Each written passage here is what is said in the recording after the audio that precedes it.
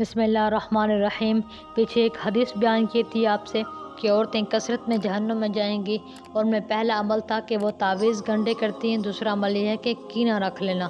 عورتیں اپنے اندر کینہ کیسے رکھتی ہیں؟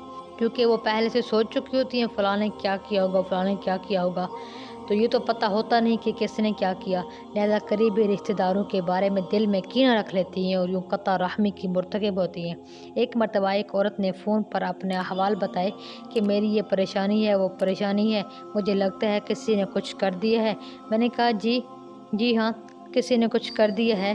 اس پر وہ بڑی خوش ہوئی کہ حضرت جی نے میری بات کی تصدیق کر دی۔ یہ حضرت پیر ذوالفقار احمد نقشبندی کی باتیں کہتے ہیں، میں نے کہا کہ مجھے لگتا ہے کہ آپ کے نفس نے کچھ کر دیا ہے۔ جب یہ بات شروع کی کہ یہ انسان کے اپنے گناہوں کا وبال ہوتا ہے، اللہ تعالیٰ کا ارشاد ہے کہ یہ انسان کے اپنے گناہوں کا وبال ہوتا ہے، اللہ تعالیٰ کا ارشاد ہے، اور تمہیں جو کوئی مصیبت پہنچتی ہے وہ تمہارے اپنے ہاتھوں کے کیے ہوئے کاموں کی وجہ سے پہنچتی ہے۔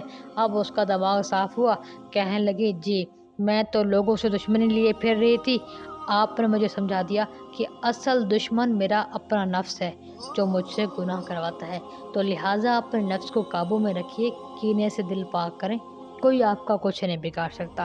میری باتیں سننے کا شکریہ۔